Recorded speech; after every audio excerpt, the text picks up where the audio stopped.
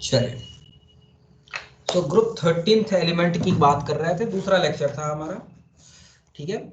और group 13th element में हमने देखा था कि जो भी एल्यूमिनियम, बेसिकली एल्यूमिनियम की बात कर रहे थे। एल्यूमिनियम जो है वो एसिड से भी रिएक्ट करता है और बेस से भी रिएक्ट करता है, ठीक है। एल्यूमिनियम जो है वो एसिड से भी रिएक्ट करता है, साथ में बेस से भी रिएक्ट करता है। दोनों के साथ रिएक्ट करता है तो हाइड्रोजन गैस ही रिलीज करता है। दोनों के साथ रिएक्ट करके, दोनों के साथ जब भी रिएक्ट करता है हाइड्रोजन गैस ही रिलीज करता है। ओके, ये हमने, देखो तो कौन है, एक minute, just a minute, just a minute,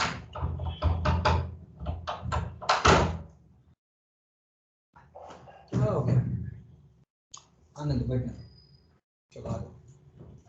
हाँ, चलिए, तो हाइड्रोजन गैस रिलीज करता है, ठीक है। एल्यूमिनियम जो होता है, मैंने कहा था एम्फोटेरिक नेचर का होता है, और जो भी एम्फोटेरिक होते हैं वो एसिड से भी रिएक्ट करते हैं, बेस से भी रिएक्ट करते हैं। एल्यूमिनियम जो है HNO3 से रिएक्ट नहीं कर पाता है। एल्यूमिनियम जो है वो HNO3 से रिएक्ट नहीं कर पाता है, और HNO3 से रिएक्ट न कर पाने का रीजन ये है कि नाइट्रिक एसिड जो होता है वो एक ऑक्सीडाइजिंग एजेंट होता है। नाइट्रिक एसिड HNO3 जो होता है वो एक ऑक्सीडाइजिंग एजेंट होता है, और वो HNO3 एल्यूमिनियम को ऑक्सीडाइज करता है, एक Al2O3 की लेयर, परत जम जाती है। और जैसे ही वो लेयर जम जाती है, लेयर के आने की वजह से फर्दर रिएक्शन नहीं होता। अच्छी बात आता तक ये नहीं होता, यहाँ पे देखो तो कोई है,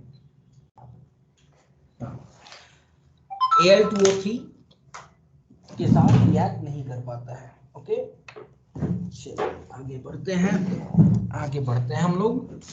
हेलोजेंस के साथ रिएक्टिविटी की बात करें तो जितने भी मेटल्स होते हैं वो सारे मेटल्स, सारे एलिमेंट्स 13th ग्रुप के हेलोजेंस के साथ रिएक्ट करके MX3 टाइप का फॉर्मूला, MX3 टाइप का हैलाइड फॉर्म करते हैं।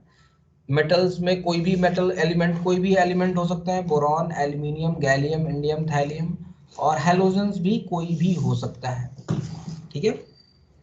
हैलाइड्स की प्रॉपर्टी की बात करें, बोरॉन के हैलाइड्स की प्रॉपर्टी, तो बोरॉन के जो हैलाइड्स होते हैं वो कोवेलेंट नेचर के होते हैं। बोरॉन के जो हैलाइड्स होते हैं बेटा वो कोवेलेंट नेचर के होते हैं। रीजन है स्मॉल साइज, स्मॉल साइज की वजह से, साइज के स्मॉल होने की वजह से जो बोरॉन के हैलाइड्स होते हैं वो कोवेलेंट नेचर के होते हैं, ठीक है। आप जानते हैं फजान रूल के बारे में, आपने पढ़ा है। फजान रूल में आपने देखा है कि साइज छोटा होगा तो पोलराइजेशन ज्यादा होगा, पोलराइजेशन ज्यादा होगा तो कोवेलेंट कैरेक्टर भी ज्यादा होगा। Halides of boron will behave as Lewis acid. Boron के हैलाइड्स, और बोरॉन के ही नहीं, इस ग्रुप के जितने भी हैलाइड्स होते हैं वो सारे लुईस एसिड जैसा बिहेव करते हैं। Reason, vacant p orbital, electron pair accept कर सकते हैं इन ऑर्बिटल्स में, इन ऑर्बिटल्स में इलेक्ट्रॉन पेयर एक्सेप्ट कर सकते हैं, और इलेक्ट्रॉन पेयर के एक्सेप्ट करने की वजह से, ठीक है, इलेक्ट्रॉन पेयर के एक्सेप्ट करने की वजह से इनके जो हैलाइड्स होते हैं वो लुईस एसिड जैसा बिहेव करते हैं। बड़ा ही मजेदार आपको बात बताई थी मैंने कल कि BF3, BCl3, BBr3 और Bi3 में अगर लुईस एसिडिटी का ऑर्डर देखें, एक्सपेक्ट करेंगे आप BF3 should be more acidic, लेकिन होता है just opposite order, and that is due to back bonding. उस बात को मैंने लिखवाया था, relative Lewis acid character of boron trihalide is found to be following order, यानी कि Bi3 का ज्यादा होता है, BF3 का सबसे कम होता है। आप अगर इलेक्ट्रोनेगेटिविटी के बेसिस पे अगर आप सोचने की कोशिश करें तो आप देखेंगे कि BF3 का सबसे ज्यादा होना चाहिए, क्योंकि बोरॉन में सबसे ज्यादा डेल्टा पॉजिटिव चार्ज होगा। क्लोरीन के केस में थोड़ा सा कम होगा, ब्रोमीन के केस में और कम होगा, आयोडीन के केस में और कम होगा। यानी कि जैसे जैसे फ्लोरीन, क्लोरीन, ब्रोमीन, आयोडीन देखें तो पॉजिटिव चार्ज कम होता जाएगा। पॉजिटिव चार्ज के कम होने का मतलब लुईस एसिडिटी घटती जानी चाहिए, लेकिन होता है जस्ट उल्टा। Bi3 का सबसे ज्यादा होता है, एंड दैट्स वाई नॉर्मल जो ट्रेंड है उसका जस्ट अपोजिट होता है। इसलिए ये क्वेश्चन बड़ा इंपॉर्टेंट बन जाता है, खूब पूछा जाता है बोरॉन के बारे में। This anomaly is explained on the basis of back bonding.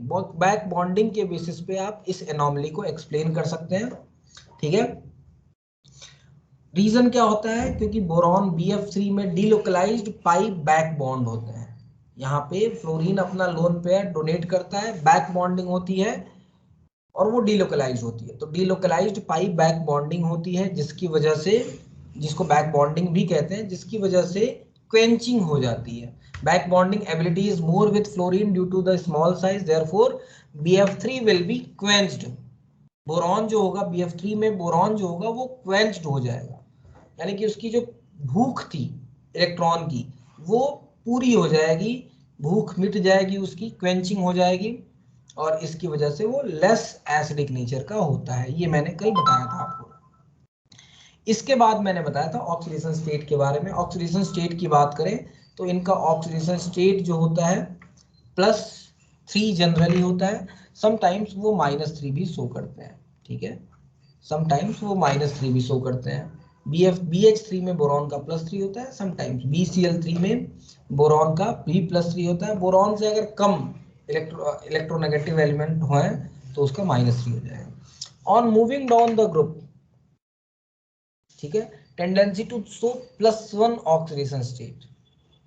ऊपर से नीचे चलने पे हायर ऑक्सीडेशन स्टेट शो करने की टेंडेंसी घटती है, यानी कि नीचे, ऊपर से नीचे चलने पे +1 शो करने की टेंडेंसी बढ़ती है।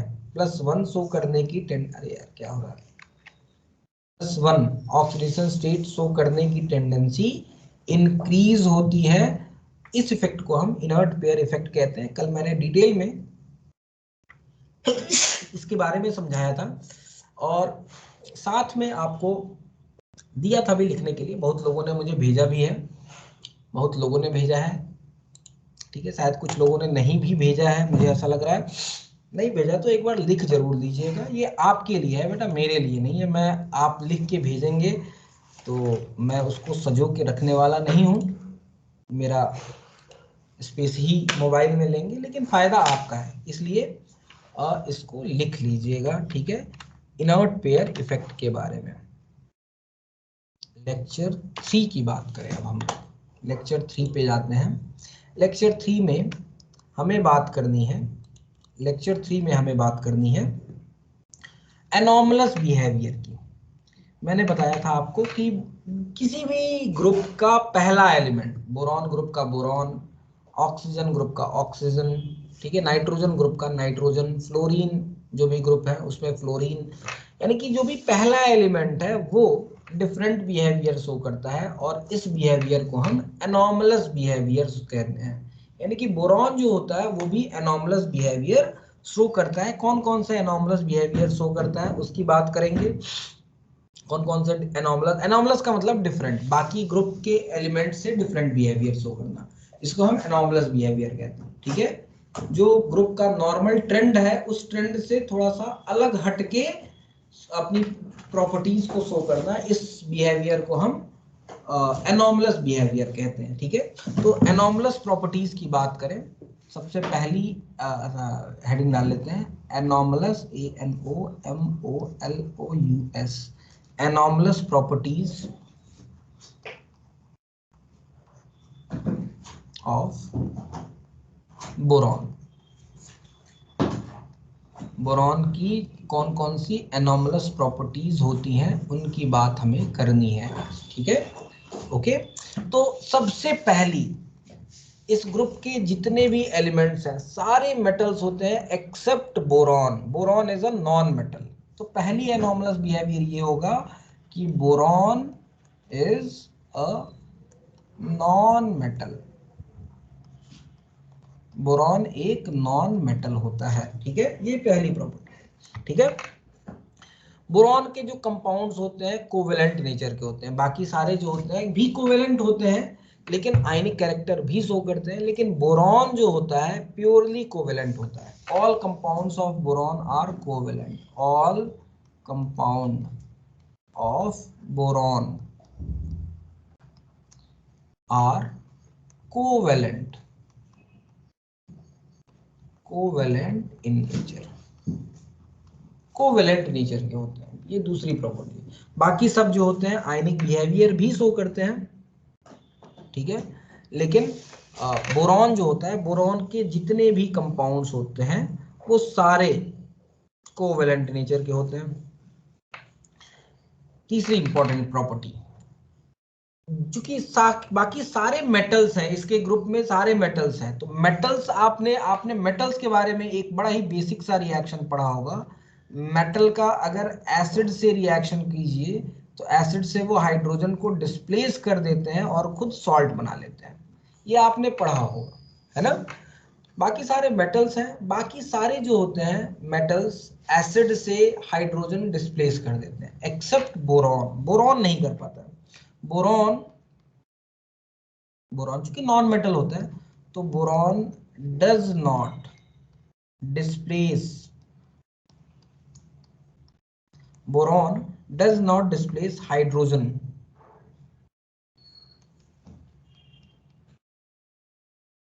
From acids. एसिड से हाइड्रोजन को डिस्प्लेस नहीं कर पाता है। यहाँ पे जो मेटल M ले रहे हैं, यहाँ पे M में बोरॉन नहीं होगा बस, बाकी सारे होंगे, एल्यूमिनियम होगा, गैलियम होगा, इंडियम होगा और थैलियम। ये सारे हाइड्रोजन को डिस्प्लेस कर देंगे एक्सेप्ट बोरॉन। बोरॉन ऐसा नहीं करेगा। चौथी प्रॉपर्टीज की बात करें, ठीक है। यहाँ तक बोरॉन के जो ऑक्साइड्स होते हैं वो एसिडिक नेचर के होते हैं, ठीक है। बाकी सबके ऑक्साइड्स, एल्यूमिनियम के ऑक्साइड्स एम्फोटेरिक होते हैं, बाकी सबके ऑक्साइड्स बेसिक नेचर के होते हैं। सिर्फ और सिर्फ इस ग्रुप में बोरॉन ही एक ऐसा एलिमेंट है जिसका ऑक्साइड एसिडिक नेचर का होगा, ठीक है, ठीक है। Oxides of boron is acidic in nature, ठीक है, एसिडिक नेचर का होता है। बाकी जितने भी ऑक्साइड्स होते हैं वो या तो न्यूट्रल होते हैं या तो बेसिक होते हैं, लेकिन बोरॉन के जो ऑक्साइड्स होते हैं वो एसिडिक नेचर के होते हैं, ठीक है। बोरॉन जो होता है हाइड्राइड फॉर्म करता है। बाकी कंपाउंड जो होते हैं हाइड्राइड बनाने की टेंडेंसी काफी कम होती है, या इनके हाइड्राइड्स, बाकी एलिमेंट्स के जो हाइड्राइड्स होते हैं वो अनस्टेबल होते हैं, लेकिन बोरॉन के जो हाइड्राइड्स होते हैं वो एसिडिक, सॉरी, बोरॉन के हाइड्राइड्स स्टेबल होते हैं, यानी कि hydrides of boron is stable, ठीक है, एंड नोन एज बोरेन। इसको बोरेन कहते हैं। जैसे कार्बन के हाइड्राइड को मीथेन कहते हैं, सिलिकॉन के हाइड्राइड को सिलेन कहते हैं, ठीक है, वैसे ही बोरॉन के हाइड्राइड को बोरेन कहते हैं। तो हाइड्राइड्स ऑफ बोरॉन जो होते हैं स्टेबल होते हैं, जिनको हम क्या कहते हैं, बोरेन कहते हैं, ठीक है। तो ये हमारा हाइड्राइड की बात होगी, ठीक है।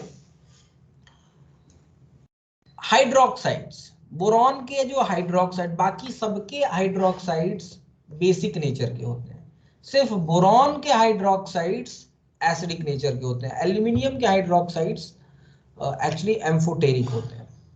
एल्यूमिनियम इज एम्फोटेरिक, मैंने बताया था, बेसन गाल जीभ पर, तो ये जितने भी एलिमेंट्स हैं सारे एम्फोटेरिक नेचर के होंगे। बोरॉन के हाइड्रोक्साइड्स एसिडिक होंगे, ठीक है। Hydroxide hydroxide of boron is acidic in nature. Boron के जो हाइड्रोक्साइड्स होते हैं एसिडिक नेचर के होते हैं। एल्यूमिनियम के हाइड्रोक्साइड एम्फोटेरिक और बाकी सब के हाइड्रोक्साइड बेसिक नेचर के होते हैं। बाकी सारे मेटल्स हैं, मेटल्स के हाइड्रोक्साइड्स बेसिक नेचर के होते हैं। तो याद रखिएगा बोरॉन के हाइड्रोक्साइड्स एसिडिक नेचर के होते हैं। BOH थ्राइस को H3BO3 जिसको हम कहते हैं, इसको अगर पानी में डालते हैं आप, बड़ी मजेदार बात होती है कि जो भी एसिड होता है वो एसिड क्यों होता है? क्योंकि वो अपना H+ डोनेट करता है, ठीक है, H+ डोनेट करता है, उसकी वजह से उसमें एसिडिक बिहेवियर होता है। बोरॉन एसिडिक नहीं बिहेवियर का होता है, बोरॉन के हाइड्रोक्साइड्स एसिडिक नेचर के होते हैं।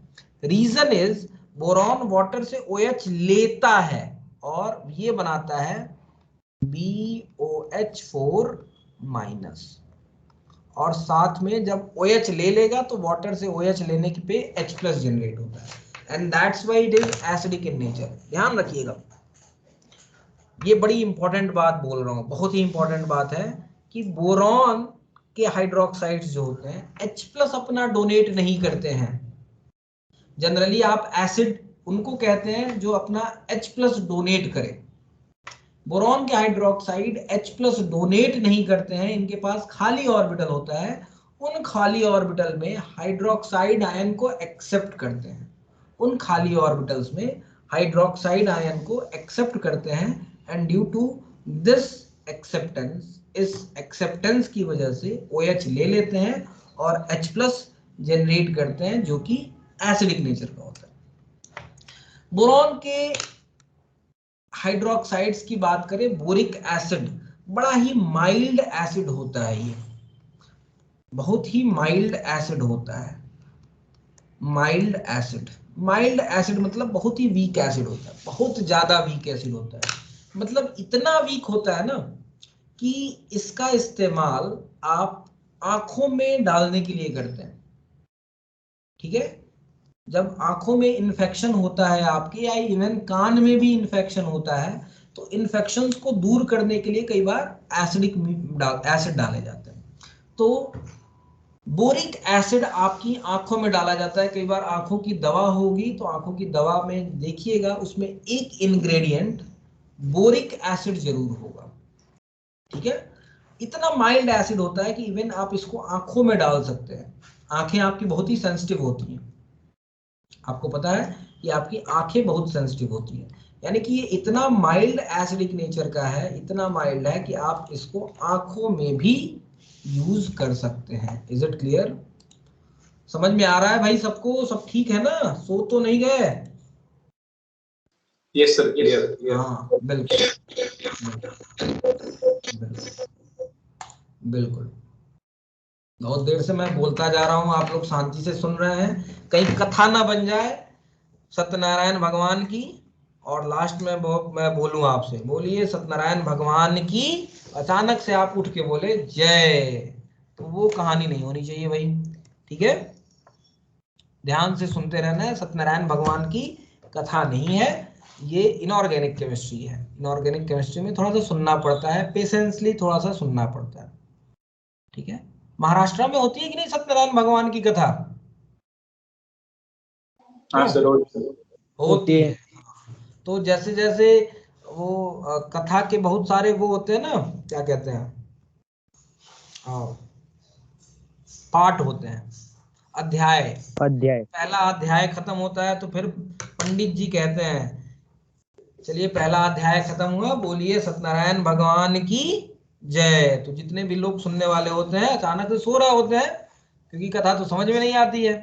पंडित जी भी कथा को कहने का तरीका उनका संस्कृत में होता है, संस्कृत किसी को समझ में नहीं आता है, ठीक है। तो कथा सुनने का कोई बहुत ज्यादा मतलब होता नहीं है वो। हाँ, पंडित जी थोड़ा हिंदी में बोले तो उस कथा का थोड़ा सा मतलब, ये कथा मतलब लोगों को भाई समझ में आए, लोग उस पर इंटरेस्ट ले। एक कथा है, बेसिकली कहानी है, जो स्टोरी आप पढ़ते हैं दैट इज अ स्टोरी, ठीक है। तो और कुछ नहीं है, स्टोरी ही है वो भी।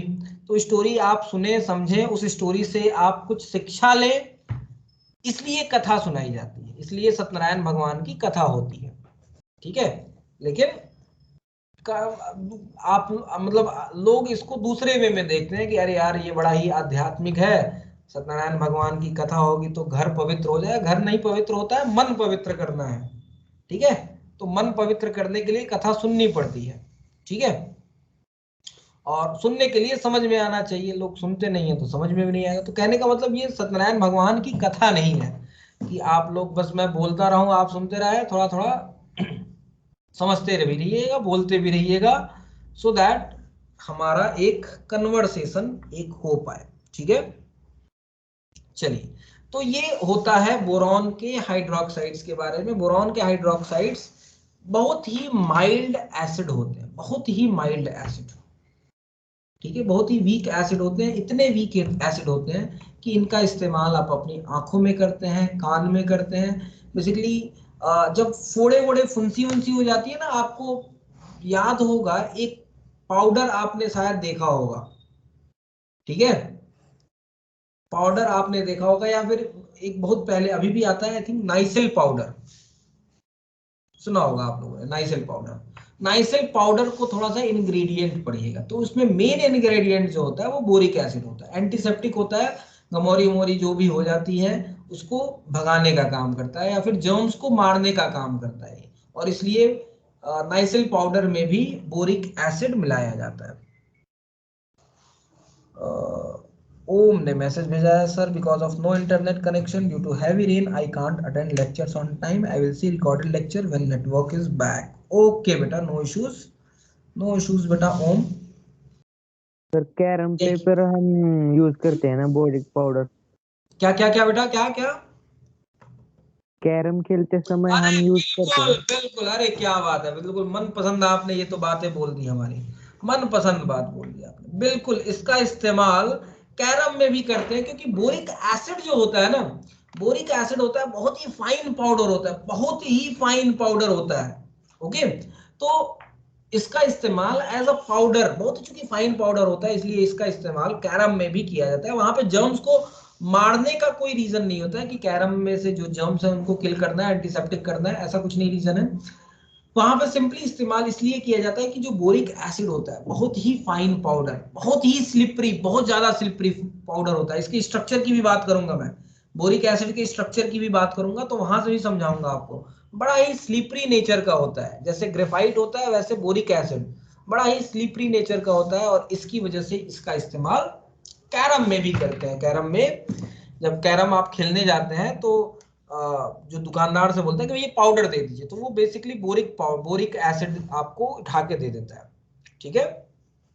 जो कैरम में यूज करते हैं उसका इस्तेमाल आप कहीं कट पिट जाए उस समय भी इसका इस्तेमाल कर सकते हैं। बड़ा बढ़िया बोरिक एसिड जो होता है, इवन घाव वाव हो जाते हैं ना तो कई बार एक वाइट पाउडर डाला जाता है, आपने शायद देखा हो। या फिर आपने जब बच्चे पैदा होते हैं तो उनकी जो नाड़ी होती है वो काटी जाती है, तो उस समय वो घाव वहां पे बन जाता है, नहीं, वहां पे घाव बन जाता है। घाव बनता है तो एक छोटा सा पाउडर दिया जाता है, व्हाइट कलर का पाउडर डाला जाता है। वो व्हाइट कलर का पाउडर वहां पे डाला जाता है सो दैट घाव में जर्म्स न रहे, ठीक है। तो जर्म्स को बेसिकली किल करने के लिए इसका इस्तेमाल होता है, ठीक है। तो ये कहानी होती है। बोरॉन की मैक्सिमम कोवेलेंसी 4 होती है। ये भी एक एक्सेप्शनल एनॉमलस बिहेवियर है कि बोरॉन की मैक्सिमम कोवेलेंसी 4 होती है, जबकि बाकी जितने भी कंपाउंड, जितने भी एलिमेंट्स होते हैं उनकी मैक्सिमम कोवेलेंसी 6 होती है। So boron has maximum covalency is equals to 4। बाकी जितने भी एलिमेंट्स हैं बेटा, बाकी जितने भी एलिमेंट्स हैं, जैसे एल्यूमिनियम, एल्यूमिनियम की मैक्सिमम कोवेलेंसी 6 होती है। मैक्सिमम कोवेलेंसी 4 क्यों होती है इनकी, क्यों होती है बताएगा कोई? इनकी 4 से ज्यादा नहीं हो सकती है कोवेलेंसी, रीजन बोलिएगा। इनकी मैक्सिमम कोवेलेंसी 4 होती है, 4 से ज्यादा नहीं होती है। क्यों नहीं होती है बताएंगे आप लोग?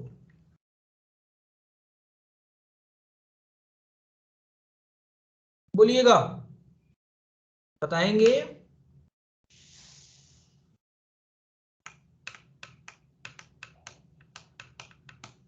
बोलिए। इनकी मैक्सिमम कोवेलेंसी 4 होती है बेटा। क्यों होती है मैक्सिमम कोवेलेंसी 4?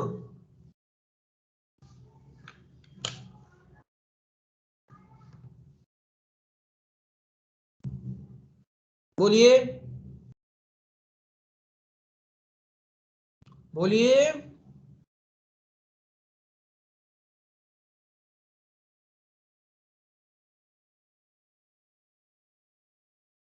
बोलिए भाई, नहीं बोलेंगे आप लोग? अरे भैया सेकंड पीरियड में है, इनके पास डी ऑर्बिटल नहीं है।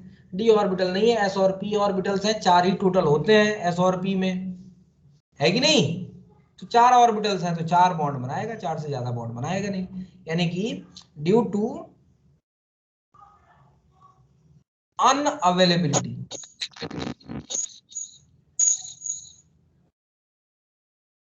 Unavailability of what, due to unavailability of d orbital,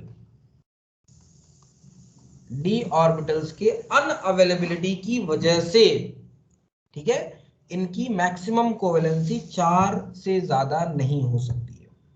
ठीक है,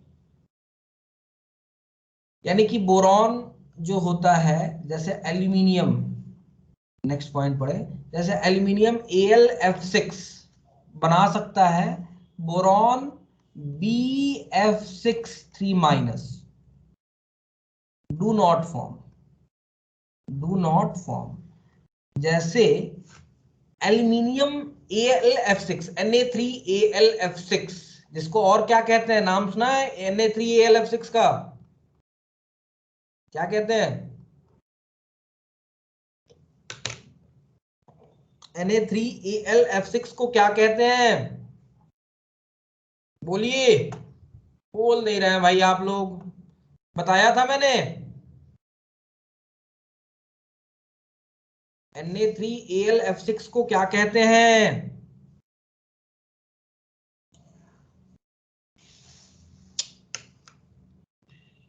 क्रायोलाइट का नाम सुना है? बोलिएगा।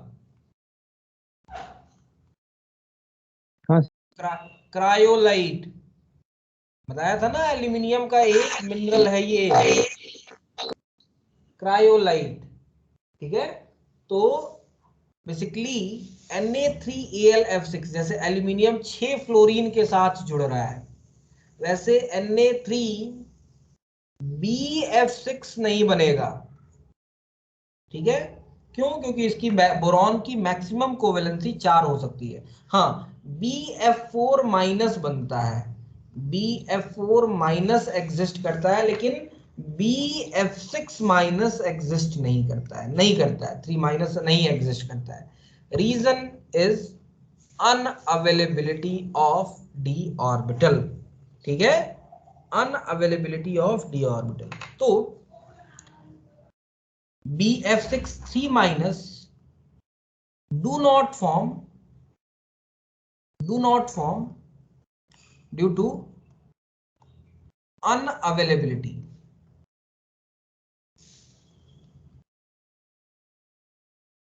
due to unavailability of what, vacant d orbital, d orbital के अनअवेलेबिलिटी की वजह से BF6 3- नहीं फॉर्म होता है। Is it clear? बोलिएगा। ठीक है, बोरॉन के जो कंपाउंड्स होते हैं टेट्रावैलेंट होते हैं और sp3 हाइब्रिडाइज्ड होते हैं। ठीक है, 9th वाला बढ़े, तो BF4- और BOH4-, BF4- या फिर BOH4- are sp3 hybridized and tetrahedral. sp3 hybridized होगा तो टेट्राहेड्रल शेप का होगा, एंड टेट्राहेड्रल इन शेप, उनका शेप जो होता है वो टेट्राहेड्रल होता है। ठीक है, क्लियर है? कोई कंफ्यूजन? क्या हुआ? अच्छा, सो BF4- या BOH4- sp3 हाइब्रिडाइज्ड होते हैं, टेट्राहेड्रल शेप के होते हैं। Is it clear? ठीक है भाई। Clear sir. तो ये कुछ बातें हैं, ये कुछ एक्सेप्शनल बिहेवियर है, डिफरेंट बिहेवियर है बोरॉन का, and that is known as anomalous behaviour. ठीक है, यहां तक बोलिएगा, यहां तक क्लियर है, कोई कंफ्यूजन? चलिए आगे बात करते हैं। Okay okay okay, next is uses of boron. Uses of boron, ठीक है। बोरॉन की बात करें, बोरॉन का इस्तेमाल बुलेट प्रूफ जैकेट बनाने में होता है, ठीक है। बुलेट प्रूफ जैकेट बनाने में बोरॉन के फाइबर्स का इस्तेमाल होता है, ठीक है। So boron fibres are used, पहला जो यूज है, boron fibre are used in making bullet proof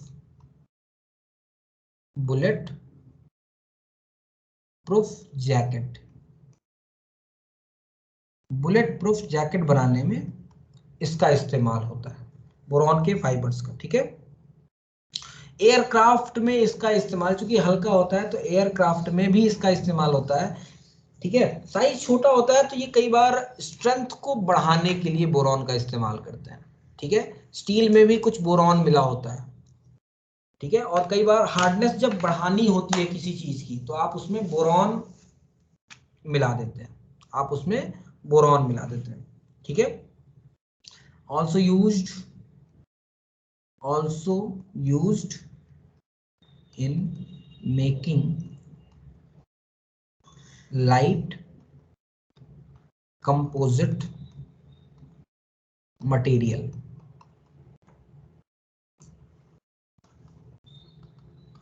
for aircraft. Aircraft में लाइट कंपोजिट मटेरियल बनाने में इसका इस्तेमाल होता है, लाइट कंपोजिट मटेरियल बनाने में इसका इस्तेमाल होता है, ठीक है। ओके, बोरॉन की कार्बाइड्स का इस्तेमाल होता है, बहुत ज्यादा हार्ड होते हैं बोरॉन के कार्बाइड्स, यानी कि इतने ज्यादा हार्ड होते हैं कि इनफैक्ट आप इनको आप सॉरी, सिलिकॉन के कार्बाइड्स बहुत ज्यादा हार्ड होते हैं, बोरॉन के कार्बाइड्स का इस्तेमाल होता है इसमें न्यूक्लियर रिएक्टर्स में, ठीक है, ठीक है। काफी हार्ड होते हैं, ये भी काफी हार्ड होते हैं, बोरॉन के भी हाइड्राइड, बोरॉन के भी कार्बाइड हार्ड होते हैं, इवन सिलिकॉन्स के भी कार्बाइड हार्ड होते हैं, ठीक है। तो boron and boron carbides are used in shielding of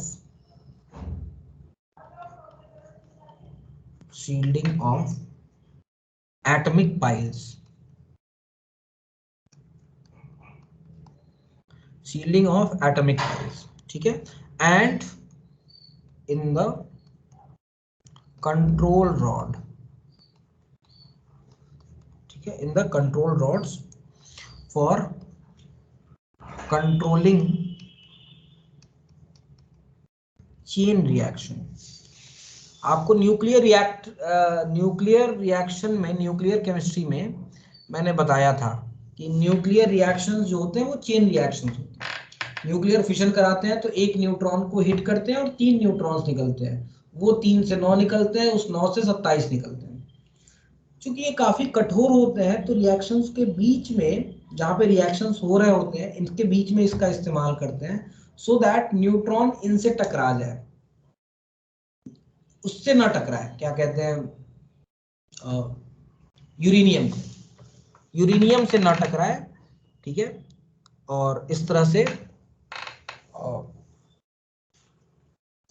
chain reaction को कंट्रोल करते हैं, ठीक है।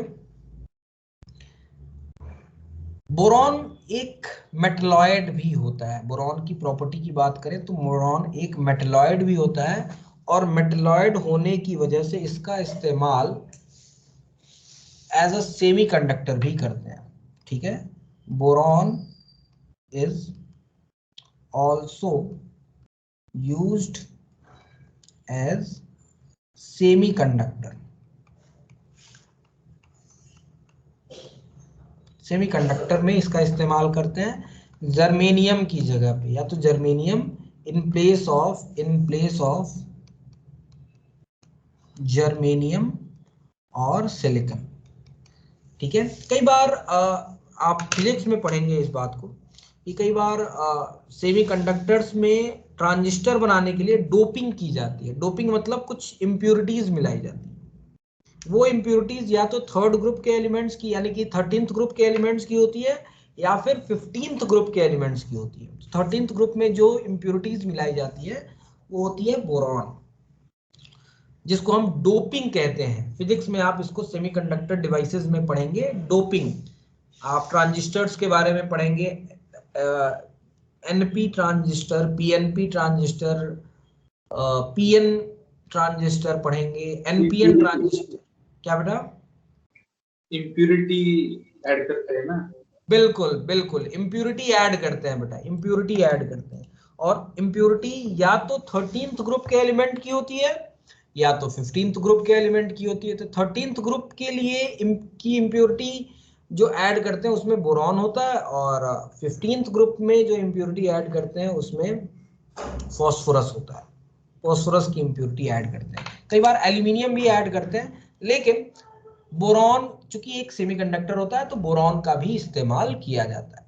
ओके, बोरॉन का भी इस्तेमाल करते हैं। सो बोरॉन का यूज होता है as semiconductor in place of germanium और सिलिकॉन। जर्मेनियम या सिलिकॉन की जगह पे बोरॉन का इस्तेमाल किया जाता है एज अ सेमीकंडक्टर। ठीक है, बोरॉन का इस्तेमाल आप जानते होंगे शायद, लैब वैब देखा है कि नहीं देखा है आप लोगों ने? लैब्स में, केमिस्ट्री की लैब में जनरली जो भी ट्यूब्स बनाए जाते हैं, ठीक है, उसमें जो ग्लासेस होते हैं बोरोसिलिकेट ग्लास होते हैं। तो बोरॉन का इस्तेमाल वहां भी किया जाता है बोरोसिलिकेट्स ग्लास बनाने में। बोरोसिलिकेट्स ग्लास की खासियत ये होती है कि उनका एक्सपेंशन नहीं होता है हीट करने पे बहुत ज्यादा, और एक्सपेंड नहीं होंगे तो कॉन्ट्रैक्ट भी नहीं होंगे कूल करने पे। और अगर ऐसा नहीं होगा तो अचानक से गर्म करके कूल करें तो एक्सपेंशन और कॉन्ट्रैक्शन नहीं होगा, टूटेंगे नहीं। ग्लास की एक बहुत बड़ी समस्या होती है ना? ग्लास की एक बहुत बड़ी समस्या होती है कि ग्लास टूट जाते हैं। आजकल के जमाने में तो नहीं, पहले के जमाने में मैं जब छोटा हुआ करता था तो लालटेन होता था। गांव में तो आज भी शायद लालटेन देखने को मिल जाता होगा। हमारे समय में लालटेन होता था। लालटेन में ये शीशे का लगाया जाता है, शीशा लगाया जाता है, तो जनरली कई बार काला हो जाता है वो।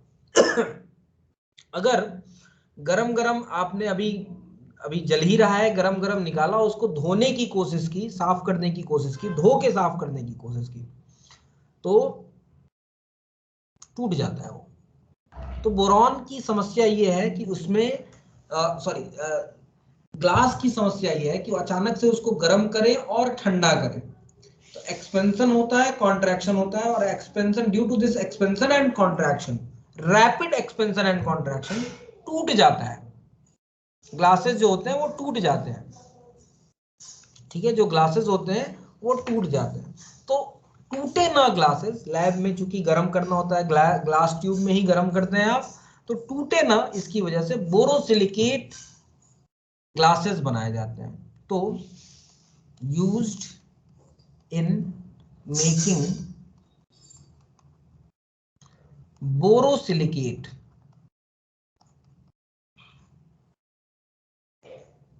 ग्लास। ठीक है, बोरोसिलिकेट ग्लास बनाने में इसका इस्तेमाल करते हैं। ठीक है, और जिसको, जो कि टूटता नहीं है, एक्सपेंशन कोफिशिएंट जिसका कम होता है। ठीक है, तो ये तो बात हो गई बोरॉन के यूजेस की। अब हमें बात करनी है some important compound of boron. Aluminium के भी कुछ कंपाउंड की बात करेंगे, लेकिन सबसे पहले some important compound of boron. Boron के कुछ इंपॉर्टेंट कंपाउंड की बात करनी है। बोरॉन के कुछ इंपॉर्टेंट कंपाउंड की बात करनी है, और उसमें जो सबसे पहला कंपाउंड है उसको हम कहते हैं बोरेक्स। बोरेक्स ना, फॉर्मूला क्या होगा बोरेक्स का, जल्दी से बताइए आप लोग, जल्दी से बताइए बोरेक्स का फॉर्मूला, किसी को याद है? बोलिएगा। सूरज आपकी आवाज यार आ नहीं रही है। सूरज, यस सर। आवाज का नेट का कुछ इशू है क्या? क्योंकि आपकी आवाज समझ में नहीं देखिए ईयरफोन ये, हाँ बाकी लोग बताइएगा बोरेक्स का फॉर्मूला क्या होता है?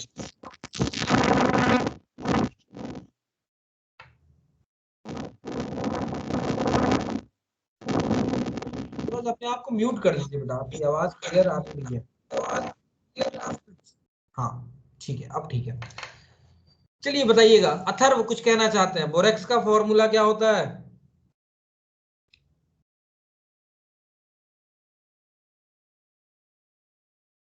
कोई बताएगा?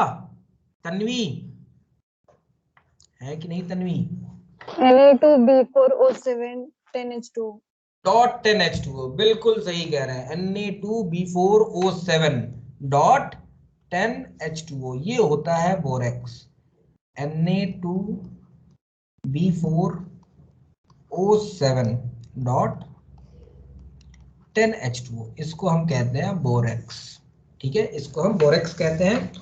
ठीक है, सबसे पहले हम इसका स्ट्रक्चर देखते हैं, सब बहुत ही मजेदार होता है इसका स्ट्रक्चर। एक्चुअली 10 वाटर के मॉलिक्यूल्स जो दिख रहा है वो एक्चुअल 10 वाटर के मॉलिक्यूल्स नहीं होते, एक्चुअल फॉर्मूला इसका कुछ और होता है। क्या होता है बताऊंगा। सबसे पहले स्ट्रक्चर ड्रॉ करते हैं, बड़ा ही इजी सा स्ट्रक्चर है ड्रॉ करना, बहुत ही इजी स्ट्रक्चर है, आराम से आप ड्रॉ कर पाएंगे। देखिए करना क्या है, 4 बोरॉन को ऐसे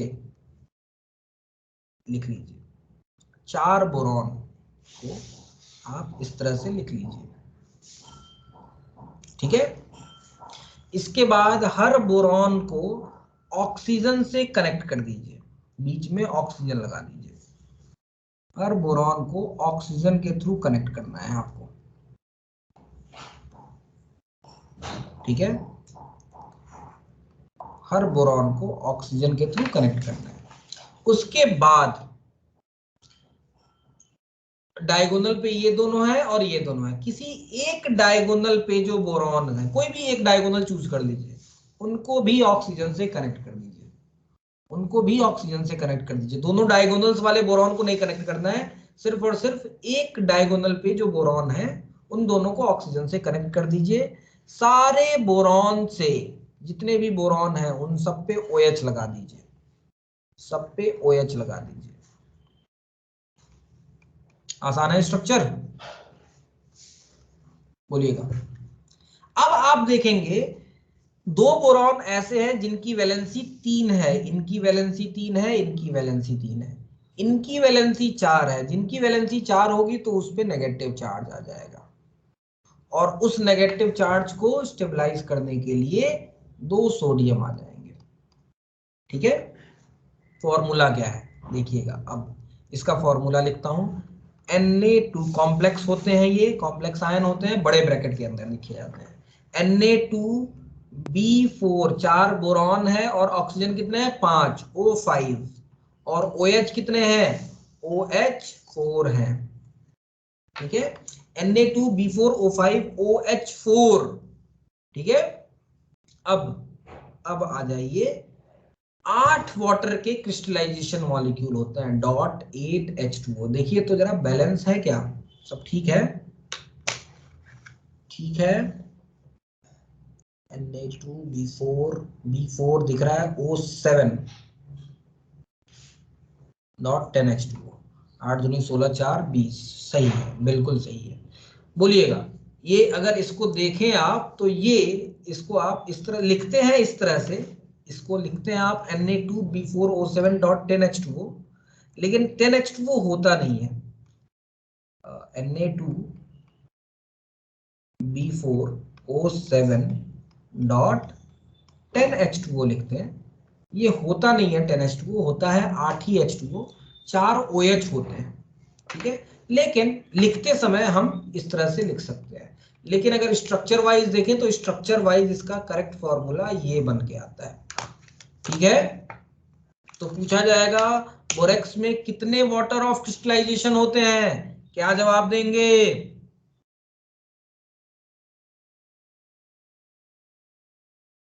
बोलिएगा।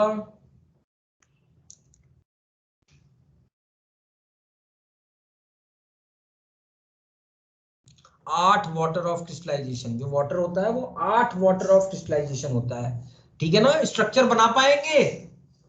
बोलिएगा, स्ट्रक्चर बना पाएंगे बेटा बोरेक्स का? इजी है। हाँ सर। क्वेश्चन पूछा जाता है यहां से, कितने BOB बॉन्ड होते हैं बैंक ऑफ बड़ौदा, कितने BOB बॉन्ड होते हैं बोरेक्स में? कितने BOB बॉन्ड हैं? 5 BOB बॉन्ड हैं। बिल्कुल बिल्कुल। Number of BOB bonds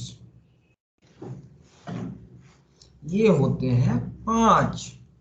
number of BOH bond कितने हैं? 4। 4। और नंबर ऑफ BB बॉन्ड, खतरनाक बॉन्ड है भाई, कितने BB बॉन्ड है इसमें?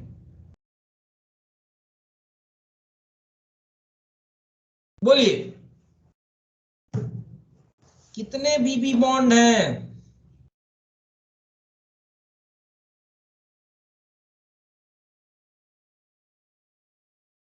कुंवारा है भाई बोरेक्स। हाँ, ये इसकी अभी कुंवारा है, कोई BB बॉन्ड नहीं है इसके पास, ठीक है। क्लियर? ठीक है, चलिए। बोरॉन को, बोरेक्स को क्रूड फॉर्म, जो बोरेक्स होता है नेचर में पाया जाता है, बोरेक्स का जो क्रूड फॉर्म होता है उसको एक और नाम से जानते हैं, that is known as tincal, ठीक है। Crude form of borax is known as tincal, TINCAL, tincal कहते हैं। बोरेक्स के क्रूड फॉर्म को हम टिंकल कहते हैं, ठीक है। क्लियर है? प्रॉपर्टीज की बात कर लें थोड़ा। प्रॉपर्टीज ऑफ, हेडिंग डाल लेते हैं, properties of borax. Properties of borax, borax की प्रॉपर्टीज के बारे में देखें अगर हम, ठीक है। तो बोरेक्स की बात करें तो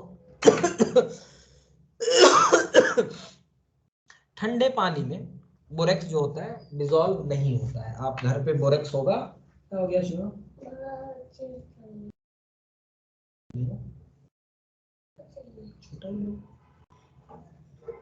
हाँ, बोरेक्स की बात करें अगर हम तो स्पेरिंगली सॉल्युबल होता है कोल्ड वाटर में, हॉट वाटर में डिसॉल्व हो जाता है, कोल्ड वाटर में बड़ा ही स्पेरिंगली सॉल्युबल होता है। यानी कि पहली प्रॉपर्टीज की बात करें तो borax is sparingly soluble in cold water। Cold water में ये बहुत ही कम सॉल्युबल होता है, ठीक है। इसका बेसिक सॉल्यूशन जो होता है वो एल्कलाइन नेचर का होता है। बोरेक्स वैसे भी एल्कलाइन है, तो इसका बेसिक नेचर, सॉरी, इसका aqueous solution, aqueous solution of borax is alkaline in nature. Alkaline nature का होता है, बेसिक नेचर का होता है, ठीक है, ओके। तो जो बोरेक्स का जो एक्वस सोल्यूशन होता है एल्कलाइन नेचर का होता है। क्यों होता है वो देख लीजिए, हाइड्रोलिसिस की वजह से। Na2B4O7, इसको जब पानी में मिलाते हैं आप, इसको जब वाटर में डिसॉल्व करते हैं तो ये मिलता है आपका 2NaOH बेस प्लस H2B4O7 मिलता है। हाइड्रोलिसिस हो जाती है, Na की जगह H आ जाता है और वाटर से OH ले लेता है ये, तो NaOH फॉर्म होता है। NaOH बनने की वजह से NaOH चूंकि होता है इसलिए बेसिक नेचर का होता है ये। तो वाटर में इसका जो सोल्यूशन होता है वो बेसिक नेचर का होता है, ठीक है। बोरेक्स 3 फॉर्म में पाए जाते हैं, 3 फॉर्म में बोरेक्स पाए जाते हैं, ठीक है, ठीक है। इसको भी लिख लेते हैं। अगला point, next point, borax exist in 3 crystalline form. 3 crystalline form में पाए जाते हैं बोरेक्स, ठीक है। हालांकि इंफॉर्मेशन ये बहुत कम पूछी जाती है, लेकिन फिर भी याद रखिए। पहला जो होता है प्रिज्मेटिक, ठीक है, PRISMATIC, प्रिज्मेटिक बोरेक्स। दूसरा जो होता है ऑक्टाहेड्रल बोरेक्स, ऑक्टाहेड्रल बोरेक्स। और तीसरा होता है anhydrous sodium tetraborate, anhydrous sodium tetraborate. तीनों के फॉर्मूले अलग अलग होते हैं, वाटर ऑफ क्रिस्टलाइजेशन बेसिकली अलग अलग होता है, ठीक है। प्रिज्मेटिक बोरेक्स में जो आपने पढ़ा है अभी, वो प्रिज्मेटिक बोरेक्स था। तो Na2B4O7 डॉट 10H2O को प्रिज्मेटिक बोरेक्स कहते हैं। अगर यही 5 हो जाए, B4O7 डॉट 5H2O, इसको ऑक्टाहेड्रल।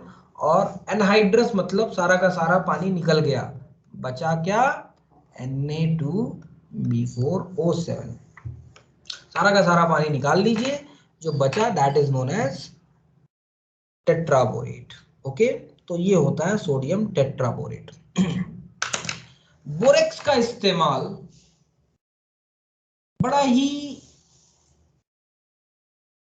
इंपॉर्टेंट यूज होता है बोरेक्स का, और इसका इस्तेमाल होता है क्वालिटेटिव एनालिसिस में, जनरली सॉल्ट्स को पहचानने के लिए। अगर कोई भी सॉल्ट दिया जाए, ठीक है, और कहा जाए कि बताइए सॉल्ट में कैटायन कौन सा है, एनायन कौन सा है, तो बेसिकली कैटायन को पहचानने के लिए, कैटायन कौन सा है इसको पहचानने के लिए बोरेक्स का इस्तेमाल होता है। और जो टेस्ट करते हैं उस टेस्ट को हम कहते हैं बोरेक्स बीड टेस्ट। और ये बहुत ही इंपॉर्टेंट है, कलर आता है, कलर का पूछा जाता है, कलर कौन कौन से कलर के होते हैं, बोरेक्स बीड टेस्ट, ठीक है। तो बोरेक्स का एक बड़ा ही इंपॉर्टेंट यूज है, and that is known as borax bead test. Borax bead test कहते हैं इसको, ठीक है, बोरेक्स बीड टेस्ट। इसमें बीड के बारे में जानते हैं आप? बीड जानते हैं? बीड क्या होता है? बीड मैं कैसे बताऊं आपको, आपने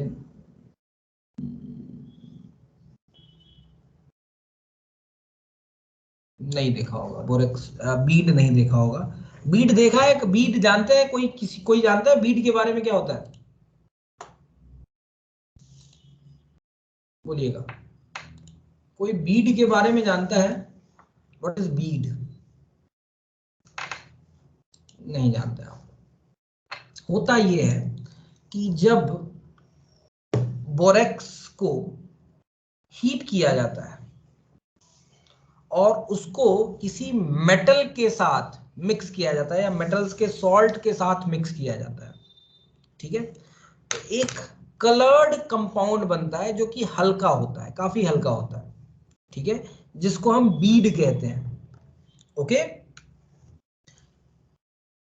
उस बीड का कलर अलग अलग मेटल्स के लिए अलग अलग होता है, तो बीड का कलर ये बताता है कि कौन सा मेटल का सॉल्ट लिया था, ठीक है। बीड का जो कलर होता है, जैसे आपने बोरेक्स लिया है, बोरेक्स लिया है, उसमें आपने कोई सॉल्ट मिला दिया, मान लीजिए कैल्शियम का सॉल्ट मिला दिया, कैल्शियम का सॉल्ट मिला दिया, उसको हीट किया आपने, बिल्कुल फ्यूज कर दिया, एकदम रेड हीट कर दिया, मेल्ट करा दिया, तो बनता है actually calcium CaBO2 twice, calcium metaborate कहते हैं इसको, कैल्शियम मेटाबोरेट।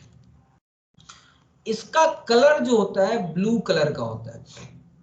इसको जो बनता है ये काफी हल्का होता है, इसको बीड कहते हैं। अलग अलग बीड का कलर अलग अलग होता है, डिफरेंट बीड्स का कलर अलग अलग होता है, और जिसकी वजह से पहचान में आता है कि कौन सा सॉल्ट आपने लिया था। अगर ब्लू कलर आ गया बीड का, कोई भी सॉल्ट लिया और उसको बोरेक्स के साथ हीट किया, काफी स्ट्रॉन्ग हीटिंग की, मेल्ट करा दिया समझ लीजिए, मेल्ट करने के बाद जो बीड बना वो ब्लू कलर का है सपोज कीजिए, इसका मतलब जो सॉल्ट लिया था वो कैल्शियम का सॉल्ट था। आ रही बात समझ में? तो इस टेस्ट से आप पहचानते हैं कि कौन सा सॉल्ट है आपके पास, ठीक है। चलिए लिख लेते हैं थोड़ा सा इसके बारे में। कह रहा है this test is useful for, this test is useful for identification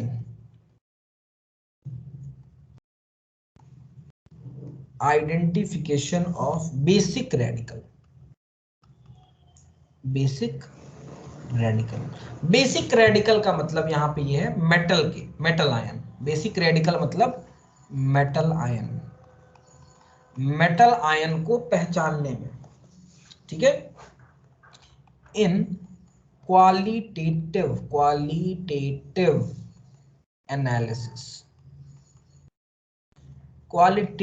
analysis में इसका इस्तेमाल करते हैं, ठीक है। बेसिक रेडिकल यानी कि मेटल आयंस को पहचानने के लिए, मेटल आयन को पहचानने के लिए होता क्या है समझिएगा जरा। तो on heating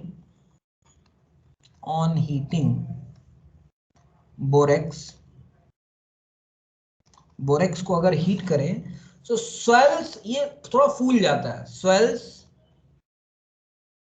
into a white opaque, ठीक है, मास ऑफ एनहाइड्रस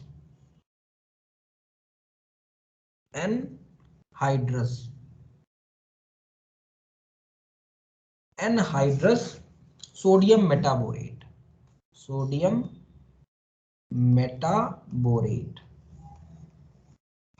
मेटा कब इस्तेमाल करते हैं, कुछ आइडिया है आप लोगों को? मेटा वर्ड कब इस्तेमाल करते हैं?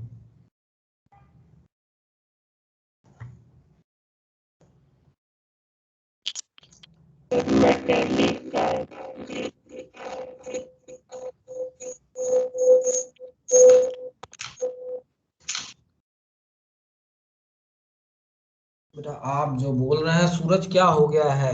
आपका आवाज, आपकी आवाज एकदम नहीं समझ में आ रही है। बाकी लोगों को आ रही है क्या? मुझे ही गड़बड़ आ रही है। आई थिंक कुछ एक बार फोन को रीस्टार्ट करके देखिएगा, आपकी आवाज कुछ गड़बड़ आ रही है सूरज, ठीक है। आई थिंक कुछ इश्यू होगा माइक्रोफोन में, रीस्टार्ट करेंगे शायद सही हो जाएगा, लेकिन आपकी आवाज समझ में नहीं आ रही है, ठीक है।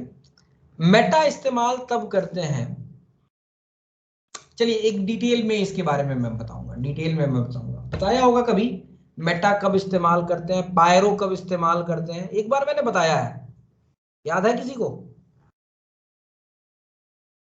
ऑर्गेनिक वाला ऑर्थोमेटा पैरा नहीं है ये, ऑर्गेनिक वाला ऑर्थोमेटा पैरा नहीं है। इनऑर्गेनिक में भी मेटा इस्तेमाल होता है, पायरो इस्तेमाल होता है, पायरो अलग वजहों से होता है, बताऊंगा आपको, ठीक है। तो सोडियम मेटाबोरेट बन जाता है, ठीक है, और ये ओपेक मास होता है बेसिकली, ठीक है। और आगे बढ़े, तीसरा पॉइंट लिखें, B2O3 जो बनता है यहाँ पे metaborate, B2O3 combined with metal oxide, कोई भी मेटल का ऑक्साइड ले लीजिए या सॉल्ट ले लीजिए, give coloured Beed with platinum wire, platinum wire के ऊपर बनता है ये, प्लैटिनम वायर के ऊपर ये आप काम करते हैं, तो कलरफुल बीड देता है ये प्लैटिनम वायर के ऊपर, ठीक है। जैसे रिएक्शन लिखता हूं, रिएक्शन के थ्रू समझेंगे आप, Na2B4O7.10H2O, ये आपका बोरेक्स होता है, इसको आप हीट करेंगे, यू विल गेट Na2B4O7, इसको फ्यूज कर देंगे, फ्यूज मतलब मेल्ट करा देंगे, इतना हीट करेंगे कि फ्यूज हो जाए, इन दैट केस ये NaBO2 बनता है, सोडियम मेटाबोरेट प्लस B2O3, ठीक है। जब ये एक्चुअली मिक्सचर होता है, ठीक है, इस B2O3 के यानी कि जो मिक्सचर बना है उसका आप डिफरेंट मेटल्स के साथ लाइक कैल्शियम ऑक्साइड के साथ रिएक्शन करा दें अगर, ठीक है, तो ये बनता है CaBO2 ट्वाइस कैल्शियम कोबाल्ट के साथ, कैल्शियम नहीं होता है यार, कोबाल्ट होता है, कोबाल्ट के साथ कोबाल्ट मेटाबोरेट बनता है, कोबाल्ट मेटाबोरेट जो कि ब्लू कलर का होता है, जो कि ब्लू कलर का होता है, कोबाल्ट मेटाबोरेट जो होता है वो ब्लू कलर का होता है, आई बात समझ में। और इसकी वजह से आप पहचान लेंगे कि वो जो ऑक्साइड था वो कोबाल्ट का ऑक्साइड था, कॉपर का ऑक्साइड था, आयरन का ऑक्साइड था, क्रोमियम का ऑक्साइड था। अलग अलग ऑक्साइड्स के जो बीड्स बनते हैं उनका कलर अलग अलग होता है। मैं एक टेबल बनाता हूं और उस टेबल के थ्रू समझाने की कोशिश करता हूं, लिखता हूं एक साथ। तो बेसिक रेडिकल यहां पे लिखता हूं मैं, ठीक है, metal metaborate formed, metal metaborate formed, और लास्ट में colour of Beed, colour of Beed. इसकी बात करें अगर हम, तो बेसिक रेडिकल अगर कॉपर आयन लेते हैं तो CuBO2 ट्वाइस बनता है, और कॉपर के साथ इसका जो बीड बनता है वो ग्रीन कलर का होता है, ये याद रखने की जरूरत है, पूछा जाता है। आयरन के साथ बात करें Fe2+, FeBO2 ट्वाइस बनता है, एलोइस ब्राउन होता है, ठीक है, एलोइस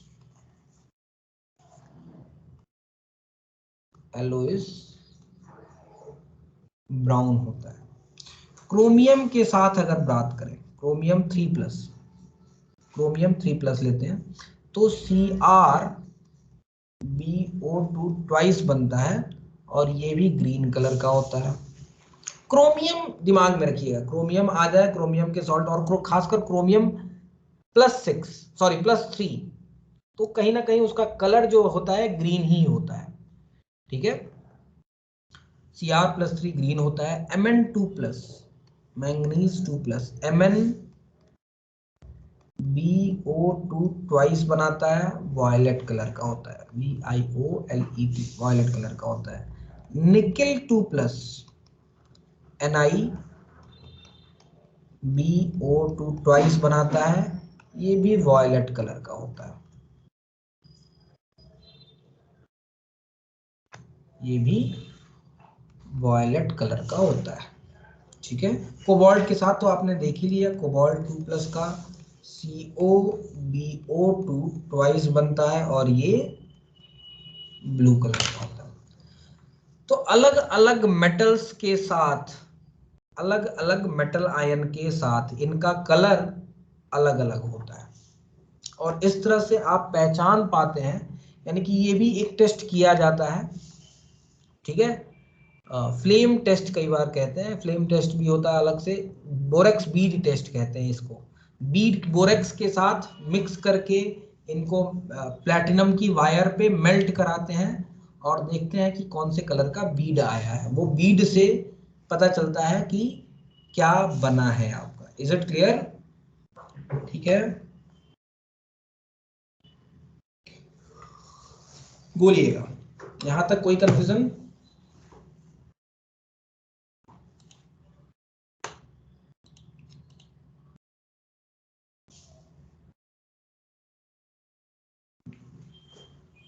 क्या हो गया भाई, बाकी लोग चले गए कई कुछ लोग। चलिए आगे बढ़ते हैं। Next is uses of borax. Next is uses of borax.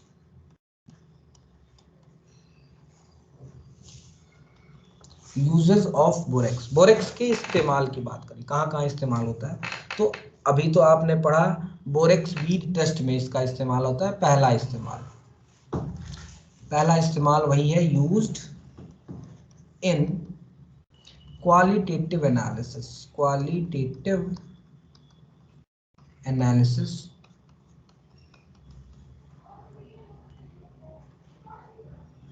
For testing basic radical का टेस्ट करने के लिए, बेसिक रेडिकल्स का टेस्ट करने के लिए इसका इस्तेमाल होता है, ठीक है। बोरेक्स का इस्तेमाल सोल्डरिंग में किया जाता है, ठीक है। बोरेक्स का इस्तेमाल जो है सोल्डरिंग में किया जाता है एज अ फ्लक्स, ठीक है। क्योंकि बेसिक नेचर का होता है, तो मैंने फ्लक्स के बारे में बताया था आपको, याद है ना, फ्लक्स के बारे में। फ्लक्स जो होते हैं गैंग के साथ रिएक्ट करते हैं और क्या बनाते हैं, सॉरी अरे अरे मैंने उल्टा बोल दिया, एक मिनट यार, एक फोन आ रहा है। हेलो, हाँ जी मैम।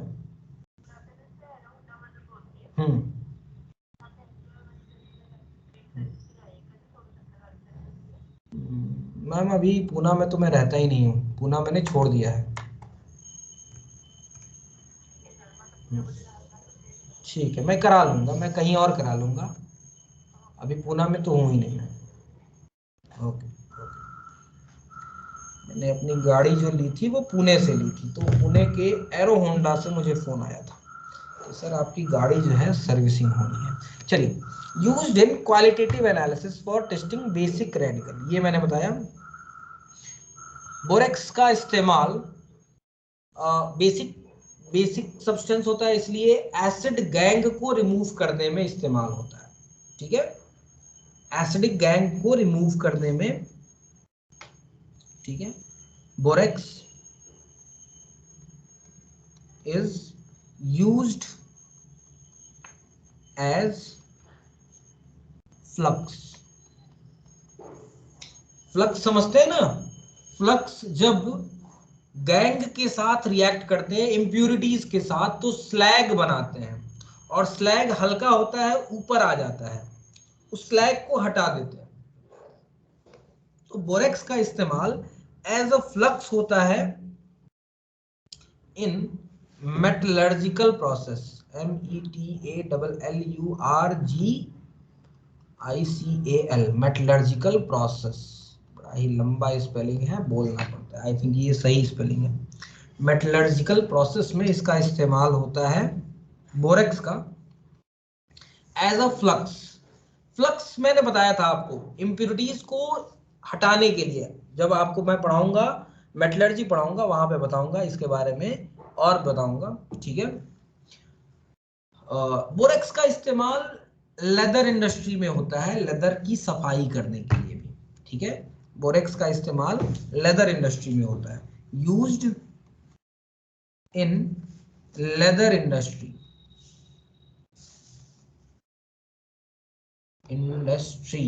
ठीक है, for cleaning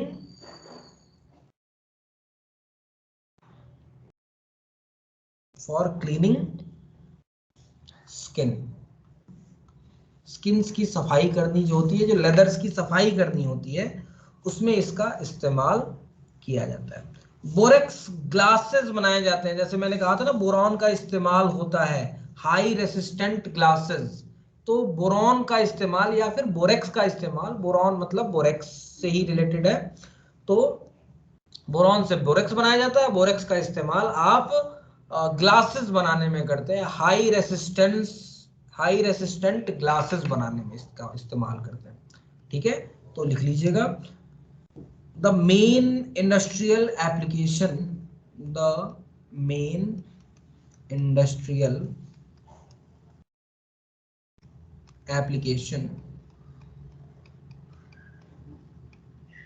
of borax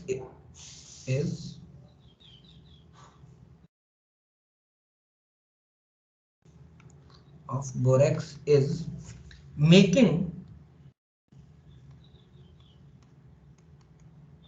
making heat resistant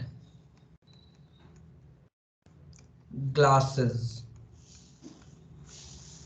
ठीक है, हीट रेजिस्टेंस ग्लासेस, जिसको हम कई बार पायरेक्स ग्लासेस भी कहते हैं, हीट रेजिस्टेंट ग्लासेस जो होते हैं उनको हम पायरेक्स भी कहते हैं, या फिर फाइबर ग्लास बनाने में इस्तेमाल किया जाता है, और फाइबर ग्लास बनाने में इसका इस्तेमाल होता है। फाइबर ग्लास क्या होता है, बेसिकली ग्लास को खींच के उसको फाइबर में कन्वर्ट किया जाता है और उस फाइबर से कोई भी सब्सटेंस बनाए जाते हैं, ठीक है, जिसको हम फाइबर ग्लास कहते हैं, ठीक है। तो इसका इस्तेमाल फाइबर ग्लास बनाने में किया जाता है। फाइबर ग्लास जो होते हैं बेसिकली, जो मैंने बताया था कि जो फाइबर ग्लास होते हैं ना, यही एक्चुअली बुलेट प्रूफ जैकेट का काम करते हैं, बहुत ही स्ट्रेंथ इसकी काफ़ी ज़्यादा होती है, बुलेट प्रूफ जैकेट का काम करते हैं ये एक्चुअली। जो ये होती है, क्या कहते हैं, एरोप्लेन्स की जो शीशे होते हैं ना, उसमें भी पायरेक्स ग्लासेस या फाइबर ग्लास का इस्तेमाल किया जाता है, ठीक है। मेडिसिनल शॉप में इसका इस्तेमाल होता है, ठीक है। बोरेक्स मैंने बताया है, ये बोरॉन के जो कंपाउंड्स होते हैं, borax is used in medicinal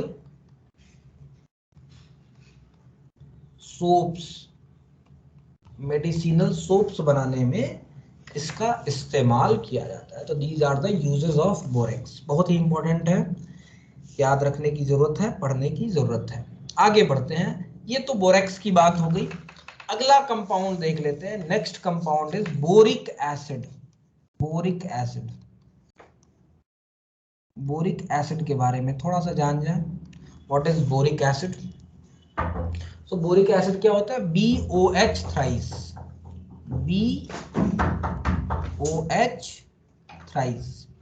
इसको हम बोरिक एसिड कहते हैं, BOH थ्राइस को बोरिक एसिड कहते हैं, या फिर इसको कई बार इस तरह से भी लिखा जाता है, H3BO3, ठीक है, बोरिक एसिड,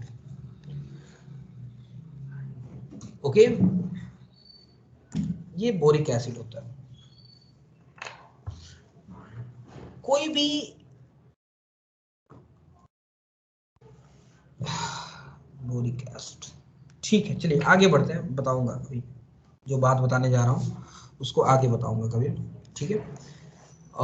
कई बार इसको ऑर्थोबोरिक एसिड भी कहते हैं। बोरिक एसिड को कई बार, चलिए बता देता हूं, बोरिक एसिड को कई बार एक और नाम से बुलाया जाता है, that is orthoboric acid. Ortho का इस्तेमाल किसी भी कंपाउंड में तब होता है जब वो अपने एक वाटर मॉलिक्यूल को रिमूव कर देता है। H3BO3 को हीट करने से एक वाटर के मॉलिक्यूल्स को वो रिमूव कर देता है और HbO2 बनाता है। इसको कहते हैं ऑर्थोबोरिक एसिड, ऑर्थोबोरिक एसिड। और एक वाटर निकालने के बाद जो बनता है दैट इज मेटाबोरिक एसिड। ठीक है, मेटाबोरिक एसिड। तो ऑर्थो और मेटा का मतलब समझिएगा। ऑर्थो कहां पे कब लगाते हैं, मेटा कब लगाते हैं। कोई भी एसिड जब अपने अंदर से हीट करने पे एक वाटर मॉलिक्यूल को निकाल सके तो ऐसे एसिड्स को हम ऑर्थो यूज करते हैं। ऐसे एसिड्स का नाम देने के लिए हम ऑर्थो शब्द का इस्तेमाल करते हैं। और वाटर निकलने के बाद जो एसिड बनता है दैट इज मेटाबोरिक एसिड। और यहां से जो आयन बनेंगे BO2 माइनस, BO2 माइनस, इसको क्या कहेंगे, एक एसिड के जब आयंस बनते हैं, सारे हाइड्रोजन्स को निकाल दीजिए तो जो आयंस बनते हैं उसके लिए 8 लगा देते हैं। जैसे सल्फ्यूरिक एसिड, 2 हाइड्रोजन हटा देंगे तो जो बचता है that is known as sulphate ion. ऐसे ही मेटाबोरिक एसिड है, एक हाइड्रोजन हटा दीजिए, जो बनेगा that is known as metaborate ion, metaborate ion. और अगर यही सोडियम के साथ हो तो सोडियम मेटाबोरेट कह देते हैं। ठीक है, या फिर जितने भी आपने बोरिक एसिड्स में जितने भी पढ़े थे ये सारे मेटाबोरेट्स थे। BO2 माइनस आयन को मेटाबोरेट आयन कहते हैं, मेटाबोरेट आयन। तो copper metaborate, ferrous metaborate, chromium metaborate, इस तरह से तो मेटाबोरेट आयन कहते हैं। तो आई होप समझ में आ रहा होगा ऑर्थो और मेटा का इस्तेमाल कब करते हैं इनऑर्गेनिक केमिस्ट्री में। ऑर्गेनिक केमिस्ट्री में तो आसान है। बेंजीन में अगर 1-2 पोजीशन पे है ऑर्थो कहेंगे, 1-3 पे है तो मेटा कहेंगे, 1-4 पे है तो ऑर्थो कहेंगे। ठीक है, एक मिनट मैंने उल्टा बोल दिया क्या, 1-2 को ऑर्थो, 1-3 को मेटा और 1-4 को पैरा कहते हैं, ये कहते हैं। ठीक है, लेकिन इनऑर्गेनिक केमिस्ट्री में भी ऑर्थो और मेटा वर्ड का इस्तेमाल होता है। कोई एक ऐसा एसिड जो अपने अंदर से वाटर को निकाल सकता है, जैसे फॉस्फोरिक एसिड, फॉस्फोरिक एसिड उसको हम ऑर्थोफॉस्फोरिक एसिड भी कहते हैं, H3PO4। क्यों, क्योंकि अगर आप इसको हीट करेंगे तो ये बनाएगा HPO3। तो इसका नाम है ऑर्थोफॉस्फोरिक एसिड और इसका नाम है मेटाफॉस्फोरिक एसिड। ठीक है, और PO3 माइनस 2 माइनस को मेटाफॉस्फेट आयन कहते हैं, मेटाफॉस्फेट। PO3 माइनस को PO3 माइनस 3 भी होता है। ठीक है, इसको फॉस्फोरस आयन कहते हैं, सॉरी फॉस्फोरस एसिड,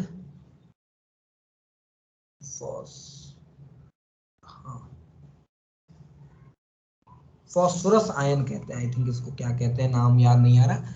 इसको मेटाफॉस्फेट आयन कहते हैं, मेटाफॉस्फेट। ठीक है, ये orthophosphoric acid, metaphosphoric acid. Ortho, water निकल गया ना, एक वाटर निकल गया तो 2 H खत्म हो गए, एक ऑक्सीजन खत्म हो गया तो HPO3 बन गया, orthophosphoric acid. And this is metaphosphoric acid. ये नेमिंग का तरीका होता है, इनऑर्गेनिक केमिस्ट्री में भी नेमिंग होती है। ठीक है ना, इनऑर्गेनिक केमिस्ट्री में भी नेमिंग का हम इस्तेमाल करते हैं। कई तरह की नेमिंग होती है, कब इक लगाया जाता है, कब अस लगाया जाता है, कब ऑर्थो लगाया जाता है, कब मेटा लगाया जाता है, कब हाइपो लगाया जाता है, हाइपो भी इस्तेमाल होता है, पर कब लगाते हैं, इन सबका एक रूल होता है लगाने का। ठीक है, तो ये है आपका। तो that is boric acid. Boric acid को ऑर्थोबोरिक एसिड इसलिए भी कहते हैं, कई बार पूछा जाता है कि भाई बोरिक एसिड तो ठीक है, कई बार इसको ऑर्थोबोरिक एसिड कहते हैं। क्या होता है ऑर्थोबोरिक एसिड, तो जब बोरिक एसिड से एक वाटर मॉलिक्यूल निकाल लीजिए तो जो बनता है दैट इज और उसी बोरिक एसिड को ही ऑर्थोबोरिक एसिड कहते हैं, क्योंकि एक वाटर मॉलिक्यूल वो अपने अंदर से निकाल सकता है, और जो बनता है वाटर निकलने के बाद जो बनता है दैट इज मेरा मेटाबोरिक एसिड, या जो आयंस बनते हैं दैट इज मेटाबोरेट आयन। आज के लिए इतना ही करते हैं, बहुत तेज भूख लग रही है अब हमको, तो आज के लिए हम इतना ही करते हैं। नेक्स्ट क्लास में इसकी क्या बेटा?